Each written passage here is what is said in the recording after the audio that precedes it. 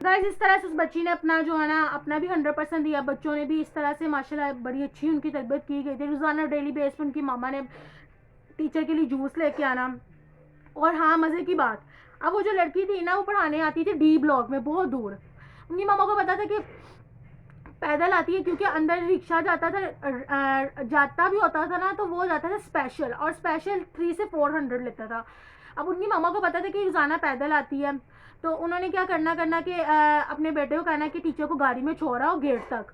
और जब भी, यानी कि जब मैं वो लड़की लेट हो जाती थी मगरिब टाइम या ज़्यादा लेट हो जाती थी, बच्चा छोड़ने जाता, तो ऐसा कोई दिन नहीं है जिस दिन बच्चा छोड़ने गाड़ी में टीचर को जाए और साथ उनकी मामा या बेटी ना बैठी हो। फिर मुझे एक बात याद आई कि क्या होता है, मैंने कुरान पाक में पढ़ा या पता नहीं कहाँ पढ़ा था कि जब एक लड़का और एक लड़की या एक मर्द या एक औरत गैर महरम जो है आपस में बैठे होना, तो 100% तीसरा बंदा शैतान होता है। ठीक है, तो अक्सर वो लड़की बच्चे को ना पार्ट टाइम भी, फिर बच्ची के अंदर इतनी मोटिवेशन और इतनी इज्जत जब मिलना शुरू होगी ना, जो वो अनएक्सपेक्टेड थी। जब उसने ये चीज़ नोट की तो उसने कहा कि भाई मैं ओवर टाइम भी बच्चों पे लगाऊंगी। उसने स्पेशल संडे को भी बच्चों को क्लासेस पढ़ाने आना विदाउट एनी फीस, क्योंकि उसको रोज़ाना गरम गरम खाना, ठीक है, जूस अलग, फिर इवन के दरमियान में कभी कभार शेक, कभी ये कभी वो। ठीक है, इज्जत इतनी ज़्यादा, आंखें उठा के बच्चों ने नहीं देखना और अपना 100% देना। सिर्फ बच्चों को मोटिवेशन की ज़रूरत थी थोड़ी सी, लेकिन तरबियत तो A1 वैसे ही घर से थी। लेकिन टीचर ने भी अपनी 100% दिया उसको, हर चीज़ बच्चों को बताने के लिए कि कैसे कॉन्फिडेंस को इन्हांस करना है, कैसे आपने क्लास में क्वेश्चनिंग करनी है, कैसे आपने अपने लेसन को कवर करना है, किस तरह से आपने अपने लेसन के साथ जो है ना अपने लेसन को एक स्टोरी समझना है, क्या क्या आपने चीज़ों को हाईलाइट करना है, प्रेजेंटेशन।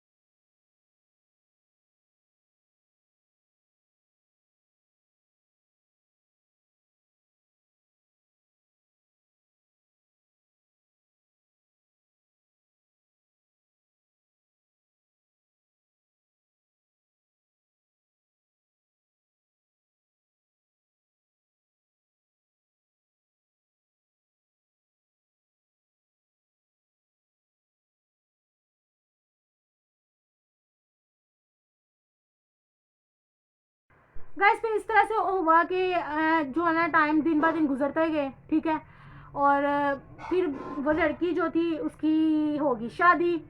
अब उसकी छोटी सिस्टर थी, तो अब छोटी सिस्टर को उसकी जगह पे जाना पड़ा, लेकिन ये था कि छोटी सिस्टर को उन्होंने कहा कि भाई आप जो है ना, छोटी सिस्टर से नहीं इतना कवर हो सकता बच्चों को पढ़ाना, क्योंकि मेरा बेटा माशाल्लाह भरा है। और जो है, और हाँ, वो जब लड़की ओवर टाइम बच्चों को देने आती थी ना मॉर्निंग टाइम, सुबह के टाइम, क्योंकि अब उसे संडे वाले दिन कॉलेज से तो छुट्टी होती थी, लेकिन मॉल से छुट्टी नहीं थी होती, उसने मॉल भी जाना होता था। ठीक है, फिर वो जिसके घर जो भी जॉब करती थी, बर्तन वगैरह धोती थी, वो भी उसने धोने होते थे, सफाइयाँ भी करनी होती थी, होम ट्यूशन एक और घर पढ़ाना होता था। संडे वाले दिन वो हर जगह ओवर टाइम देती थी।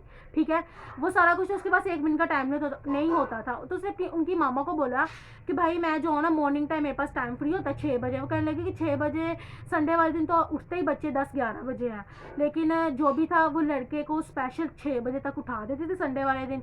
लड़की आती थी पढ़ाने के लिए, जब वो कमरे में, वो छोटे बच्चे नहीं उठते थे, क्यों? क्योंकि बच्चे वैसे ही वो बहुत ज़्यादा लाइक फाइक थे, पीछे से रिवाइज कर, बार बार रिवीजन कर, ये कर, बच्चे दूसरे तो बहुत है। वो लड़का भी था, लेकिन लड़के पे एफर्ट करने की ज़रूरत थी, क्योंकि वो 10th क्लास का था, थोड़ा सा केमिस्ट्री में वीक था, थोड़ा सा मैथ्स में वीक था, उसको टाइम देना ज़रूरी था। ठीक है, तो वो लड़की जब आती थी ना बच्चों को पढ़ाने के लिए, तो उनकी मामा अपना बिस्तर छोड़ के ड्राइंग रूम में ना सोफे पे सो जाती थी। यानी कि हालांकि उनको अपनी बेटे की पे भी आंख बंद करके की ना, टीचर पे भी की ना, कि टीचर भी अपने से बड़ा लड़का है और उसको बेटा बेटा करके बुला रही है, लेकिन फिर भी कुरान पाक की जब ये आए तो उस लड़की ने पढ़ी तो उसको तब पता चला कि क्यों उसकी माँ आती है। तो भाई आजकल के दौर में बहुत ही कम ऐसे पेरेंट्स मिलेंगे जो अपने बच्चों पे इस तरह की नज़र रखते हैं, ठीक है। और उन्होंने जाके स्कूल में भी जाके कंपनी देखनी कि मेरे बेटे की कंपनी किस तरह की है, ठीक है। उसको स्पोर्ट्स में भी आगे रखना, उसको हर चीज़ में आगे रखना, अपने पापा के साथ वो बिज़नेस जो उनके पापा बिज़नेस कर रहे हैं। फिर इस तरह से ना उनकी मामा भी को भी इतना मतलब कि हो गया कि ये जो टीचर है ना अपनी जान मार देती है बच्चों पे। और बच्चों को भी पता था कि टीचर इस तरह की कि टीचर एक दिन की भी छुट्टी हमें नहीं देती। तो इवन के रबीउल अव्वल आ जाए, अब वो थे अहले सुन्नत, ठीक है, और जो टीचर थी वो भी अहले सुन्नत ही थी। अब वो रबीउल अव्वल को ना ईद की तरह सेलिब्रेट करते हैं। अब टीचर ने उस दिन भी उन बच्चों को छुट्टी नहीं दी। वो जब घर आई है बच्चों को पढ़ाने के लिए तो बच्चों ने फुल फैंसी कपड़े पहने हुए हैं घर में, ये वो।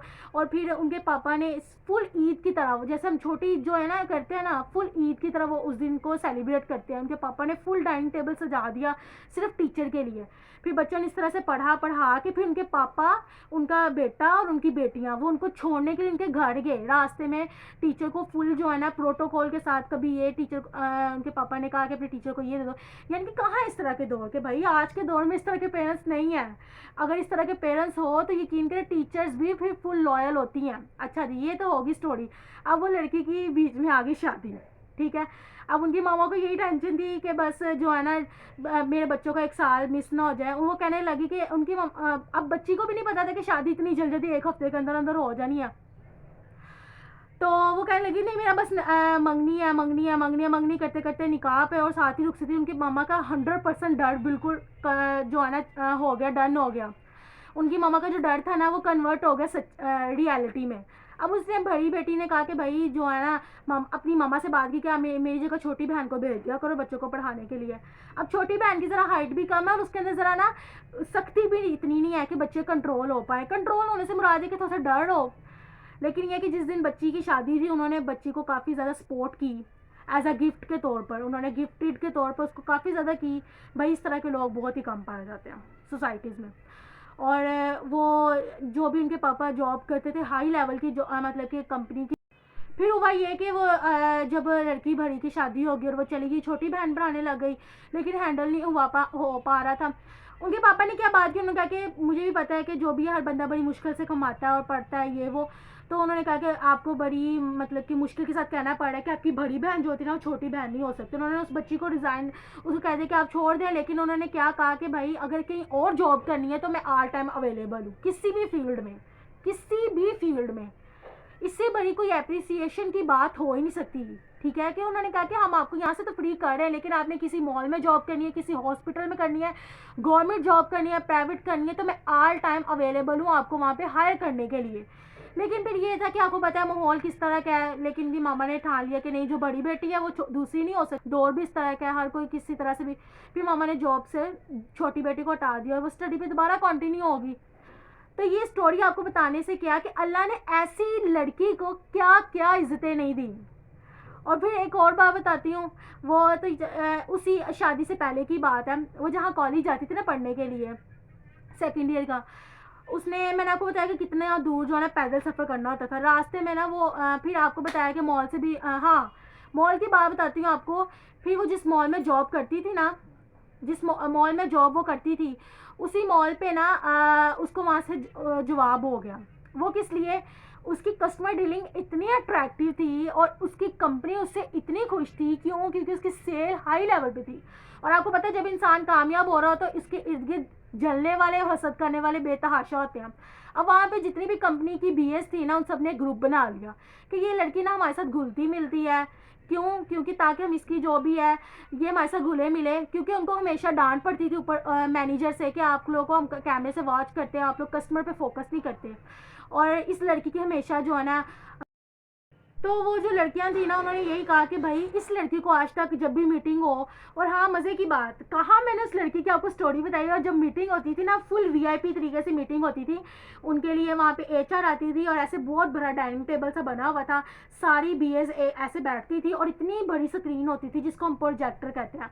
उस पर वो जो है ना एचआर थी काम सिखाती थी कि आपने कैसे कस्टमर डीलिंग करनी है, किस तरह से आपने अपने बिजनेस अपनी प्रोडक्ट का किस तरह से आपने जो है ना कस्टमर को सेटिस्फाइड करना है, किस तरह से आपकी कस्टमर डीलिंग होनी चाहिए, किस तरह से आपकी बॉडी लैंग्वेज होनी चाहिए।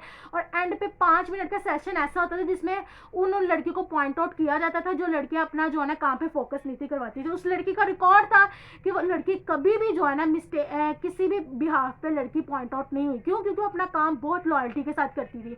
यही वजह कुछ लोगों को रास नहीं आई और उन्होंने उस लड़की पे कुछ गलत इल्ज़ामात लगा के उसको वहाँ से निकाल दिया। गलत इल्ज़ाम इस तरह से लगाया कि उन्होंने कहा कि कस्टमर्स को आगे नहीं आने देती, दूसरे प्रोडक्ट्स के पास जाने नहीं देती। अब वो बेचारी क्या पता नहीं क्या कस्टमर के कान में कहती है कि कस्टमर उसी के पास रहता है, वहीं से चीज़ लेके निकल जाता है, आगे नहीं आने देती। अब वो कैमरे में भी वॉच कर रहे थे, लेकिन लड़की और अल्लाह की ज़ात ये चीज़ को जानती थी कि लड़की के अंदर टैलेंट इस तरह का था कि कस्टमर ऑटोमेटिकली आगे जाता ही नहीं था, उससे ही प्रोडक्ट लेके चला जाता था। लेकिन ये था कि वहाँ के एचआर और सुपरवाइजर ने उस लड़की का साथ नहीं दिया, क्योंकि जहाँ पे ज़्यादा पार्टी हैवी हो वहीं पे ज़्यादा मेचोरिटी में लोग सुनते हैं। अब वो लड़की अकेली थी या उसके साथ एक और लड़की थी जो उसके हक में बात करती थी, अदरवाइज 20-40 लड़कियाँ अलग थी। उन कंपनी वालों ने तो कहा कि हम नहीं निकाल सकते, क्यों? उन्होंने कहा था कि हमारी लड़की बड़ा अच्छा काम करती है लेकिन चलती हमेशा स्टोर वालों की या मॉल वालों की है। उन्होंने कहा कि हमने इस लड़की को नहीं रखना।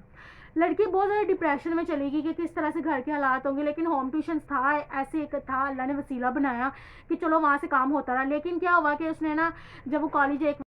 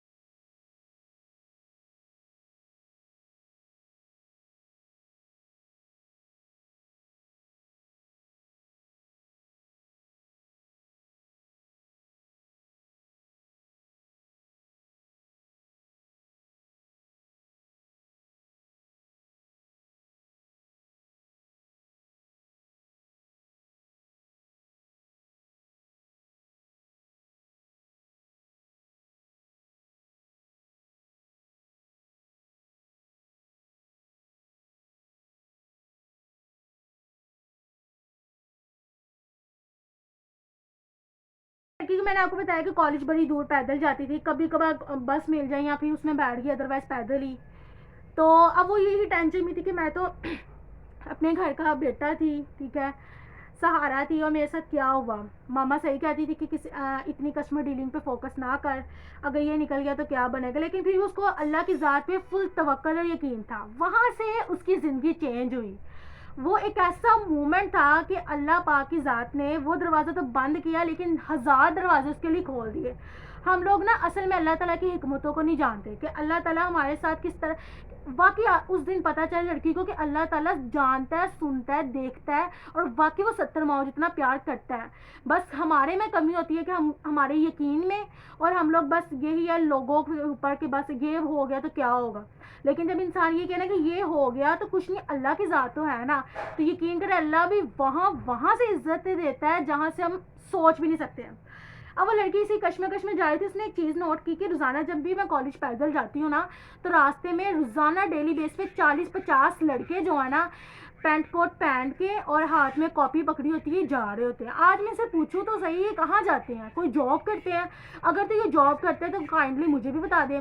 उस लड़की ने ये बात सोच के ना अपना काम एक लड़के को ना कहा कि एक्सक्यूज़ मी भाई, आप काइंडली बताएंगे कि आप लोग कहाँ जाते हो? उन्होंने कहा कि हम ना जॉब करते हैं, बिजनेस करते हैं। तो लड़की ने कहा कि मुझे भी आप बता दें, मैं भी स्टार्ट कर लूँ। उसने कहा कि कोई मसला नहीं, आप कल ही आ जाओ। लड़की दिल ही दिल में इतनी खुश, और उसकी एक्साइटमेंट और उसकी खुशी लाइक मैं आपको एक्सप्लेन नहीं कर सकती कि मतलब कि आज उसको वहाँ से रिज़ाइन लेटर मिला और आज उसको जो है ना नेक्स्ट अपॉर्चुनिटी मिल गई है। उसने फ़ौरन से उस भाई का नंबर लिया और अपने पेज पे लिख लिया। उसने कहा कि आज मैं घर जाके अपनी मामा से बात करूँगी। उसने अपनी मामा को बताया। मामा भी बड़ी एक्साइटेड और बड़ी ज़्यादा सुपर डुपर एक्साइटेड कि मेरी बेटी को फिर कहीं जॉब मिल